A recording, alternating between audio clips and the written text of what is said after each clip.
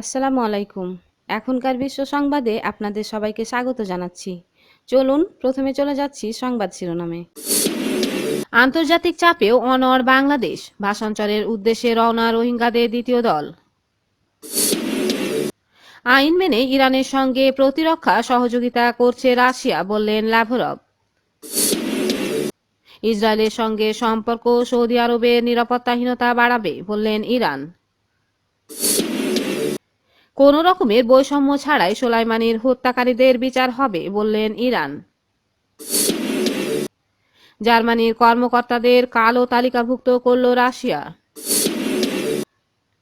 বাড়ছে উত্তেজনা, সৌদির কাছে 24 লাখ কোটি টাকার অস্ত্র বিক্রি করছে যুক্তরাষ্ট্র। সংবাদ শিরোনামগুলো শুনলেন, এবার জানিয়ে দেব বিস্তারিত সংবাদ। তার আগে অনুরোধ থাকবে ভিডিওতে লাইক করে সাথে থাকার জন্য এবং চ্যানেলে নতুন হলে সাবস্ক্রাইব করে বেল আইকনে ক্লিক করুন। আন্তর্জাতিক চাপ উড়িয়ে রোহিঙ্গা শরণার্থীদের ভাষান্তরে পাঠানোর কাজ দ্রুত গতিতে চালাচ্ছে বাংলাদেশ সরকার। মঙ্গলবার সকাল 9:15টায় নৌবাহিনী 5টি জাহাজে করে রোহিঙ্গাদের দ্বিতীয় দল ভাষান্তরের উদ্দেশ্যে রওনা দেয়। নৌবাহিনীর জাহাজগুলি চট্টগ্রাম বোট ক্লাব থেকে যাত্রা করে। জানা গিয়েছে, রোহিঙ্গা শরণার্থীদের এই দ্বিতীয় দলে 427টি পরিবারের 1772 জন নারী, পুরুষ ও শিশু রয়েছে। ভাষান্তরে যাওয়ার উদ্দেশ্যে গতকাল সোমবার কক্সবাজারের বিভিন্ন শিবির থেকে চট্টগ্রাম রওনা হয় এই রোহিঙ্গারা। তাদের নিয়ে উখিয়া ডিগ্রি কলেজের মাঠ থেকে বেলা 11:30 থেকে বিকেল 4টা পর্যন্ত 37টি বাস চট্টগ্রামের উদ্দেশ্যে ছেড়ে যায়। সরকারি সূত্রের খবর, ভাষান্তরের প্রত্যেকটি পরিবার পৃথক বাড়ি পেয়েছে। ঘর পেয়ে রীতিমতো আনন্দ ও সন্তোষ প্রকাশ করছে শরণার্থীরা, কেননা তাদের নতুন বাসস্থান ও সুযোগ সুবিধা কক্সবাজার থেকে অনেক উন্নত মানের। তবে এর আগে রোহিঙ্গাদের ভাষান্তরে স্থানান্তরের বিষয়ে কিছু পক্ষ ও আন্তর্জাতিক সংস্থা যেসব কারণ উল্লেখ করে বিরুদ্ধাচরণ করে আসছিল, তা যে ভিত্তিহীন ও কল্পনাপ্রসূত ছিল, সেটি ভাষান্তরে প্রথম দলে আসা রোহিঙ্গাদের প্রতিক্রিয়ার মাধ্যমে প্রমাণিত হয়েছে। রোহিঙ্গা শরণার্থী ও প্রত্যাবাসন কমিশনারের এক আধিকারিক বলেন, আশা করি বাকি 1 লক্ষ রোহিঙ্গাও দ্রুত ভাষান্তরে স্থানান্তরিত হবে, কিন্তু কিছু আন্তর্জাতিক সংস্থা এখনও অযৌক্তিক অজুহাত তুলে স্থানান্তরে বাধাগ্রস্ত করার চেষ্টা করছে, যা কোনো বিচারেই বাঞ্ছনীয় নয়। রাশিয়ার পররাষ্ট্রমন্ত্রী সের্গেই ল্যাভরভ বলেছেন, তার দেশ আন্তর্জাতিক আইন মেনে ইরানের সঙ্গে প্রতিরক্ষা সহযোগিতা চালিয়ে যাচ্ছে।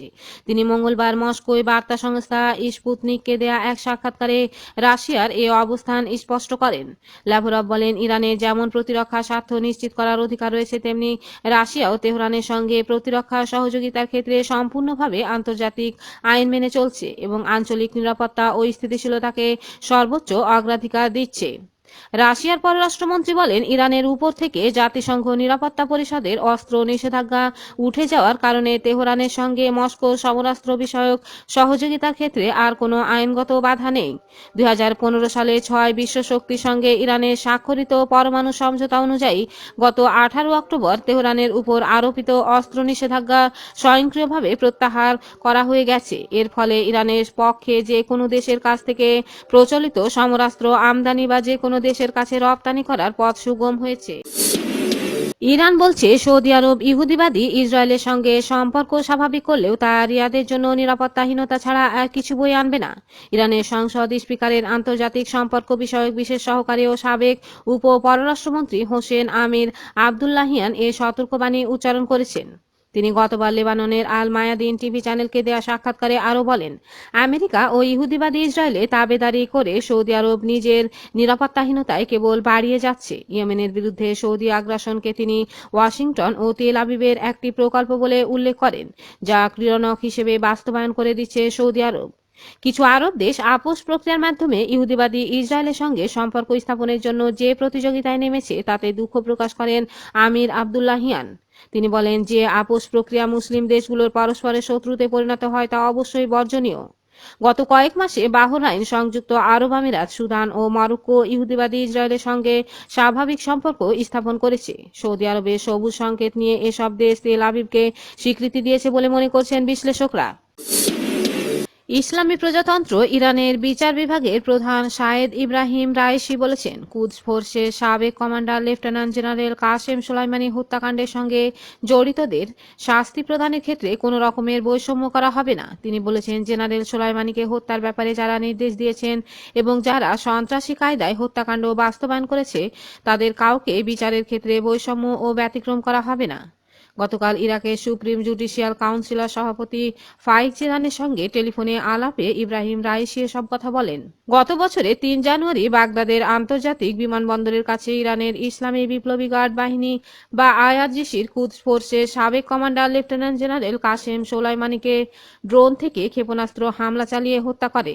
হত্যাকাণ্ডের বিচারের ব্যাপারে ইরাকের বিচার বিভাগ অব্যাহতভাবে যে সহযোগিতা করে আসছে তার প্রশংসা করেন ইব্রাহিম রাইসি। তিনি বলেন, ইরাক ও ইরানের উন্নতির পথ রুদ্ধ করার জন্য এই হত্যাকাণ্ড চালানো হয়েছিল। ইরানের বিচার বিভাগের প্রধান সুস্পষ্ট করে বলেন, আমরা জোরালোভাবে মনে করি যে আমেরিকা হচ্ছে রাষ্ট্রীয় সন্ত্রাসবাদের পরিষ্কার উদাহরণ। তিনি আমেরিকাকে ইরাক ও ইরানের অভিন্ন শত্রু উল্লেখ করে বলেন, অহেতুক উত্তেজনা সৃষ্টির মাধ্যমে এই দুই দেশের নিরাপত্তা যারা বানচাল করতে চায় তাদের বিরুদ্ধে তেহরান ও বাগদাদ যৌথভাবে লড়াই করবে। পাশাপাশি সোলাইমানি এবং আল মুহাদ্দিসকে যারা হত্যা করেছে তাদের বিচারের বিষয়ে দুই দেশের মধ্যে ঘনিষ্ঠ সহযোগিতা থাকা উচিত। টেলিফোন আলাপে ইরাকের সুপ্রিম জুডিশিয়াল কাউন্সিলের প্রধান বলেন, আঞ্চলিক নিরাপত্তা রক্ষার বিষয়টি আঞ্চলিক দেশগুলো দেখা দরকার। এই অঞ্চলে বাইরের কোনো সামরিক বাহিনীর উপস্থিতির প্রয়োজন নেই। জার্মানির শীর্ষ পর্যায়ে নিরাপত্তা ও গোয়েন্দা কর্মকর্তাদের কালো তালিকাভুক্ত করেছে রাশিয়ার সরকার। এই নির্দেশের কারণে জার্মানির এসব কর্মকর্তা রাশিয়ায় প্রবেশ করতে পারবেন না। জার্মানির পক্ষ থেকে রাশিয়ার বিরুদ্ধে নিষেধাজ্ঞামূলক পদক্ষেপ নেওয়ার কারণে মস্কো এই ব্যবস্থা নিল। রাশিয়ার বিরোধী দলীয় নেতা আলেক্সি নাভালনিকে বিষ প্রয়োগ এবং জার্মানির উপর সাইবার হামলার অভিযোগ রাশিয়ার বিরুদ্ধে ব্যবস্থা নিয়ে বার্লিন।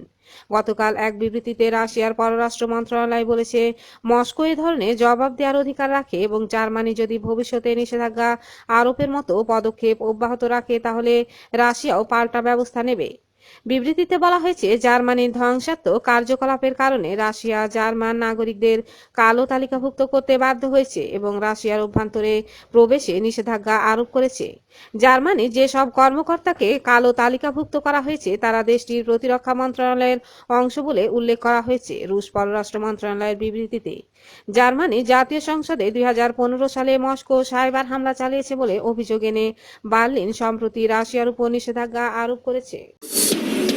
আন্তর্জাতিক মহলে উত্তেজনা বাড়িয়ে সৌদি আরবের কাছে ৩,০০০ স্মার্ট বোমা বিক্রির অনুমোদন দিয়েছে যুক্তরাষ্ট্রের পররাষ্ট্র মন্ত্রণালয়। এছাড়া আরও সরঞ্জাম বিক্রি হবে। এর অর্থমূল্য $২৯,০০০ বা প্রায় ২৪,৫০,০০০ কোটি টাকা। মঙ্গলবার পেন্টাগন এই কথা জানিয়েছে বলে খবর দিয়েছে বার্তা সংস্থা রয়টার্স। এতে বলা হয়, যুক্তরাষ্ট্রের প্রেসিডেন্ট ডোনাল্ড ট্রাম্পের ক্ষমতার মেয়াদ এখন প্রায় শেষ। সব মিলে প্রায় ২১ দিন তিনি ক্ষমতায় আছেন। এ সময়ে এই অস্ত্র বিক্রি অনুমোদন দেয়া হলো। তবে সৌদি আরবের কাছে অস্ত্র বিক্রি বন্ধ রাখার আহ্বান জানিয়েছিলেন প্রেসিডেন্ট নির্বাচিত জো বাইডেন। তিনি চান ইয়েমেনের যুদ্ধ বন্ধ। এই যুদ্ধের কারণে বিশ্বে ভয়াবহ এবং এক মানবিক সংকট সৃষ্টি হয়েছে। তাই এই যুদ্ধ বন্ধে রিয়াদের উপর চাপ সৃষ্টি করতে বাইডেন সৌদি আরবের কাছে অস্ত্র বিক্রি বন্ধ করার আহ্বান জানিয়েছেন। উল্লেখ্য, মধ্যপ্রাচ্যে যুক্তরাষ্ট্রের অস্ত্রের সবচেয়ে বড় ক্রেতা সৌদি আরব। এই অস্ত্র বিক্রির প্যাকেজের মধ্যে রয়েছে ৩,০০০ জিবিইউ ৩৯ টন ডায়ামিটার বোম, এক কন্টেনার, সাপুড় সরঞ্জাম, খুচরা যন্ত্রাংশ ও প্রযুক্তিগত সরঞ্জাম।